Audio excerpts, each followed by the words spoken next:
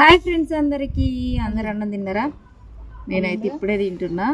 ఈరోజు అయితే మా అక్క దొండకాయ పచ్చడి చేసింది అనమాట. ఇంతకుముందు నేను కూడా చేసిన ఇంట్లో. ఫస్ట్ టైం నేను తిన్నదైతే హాస్పిటల్లో తిన్నా అనమాట.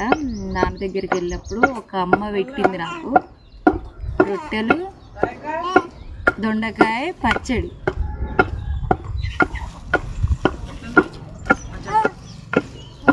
బాగుంది పచ్చడి అయితే. దొండకాయ పచ్చడి అంటే ఎంతమందికి ఇష్టమో కామెంట్ చేయండి, ఎంతమందికి తెలుసో కామెంట్ చేయండి. నేనైతే ఫస్ట్ టైం 6 సంవత్సరాల క్రితం తిన్నా.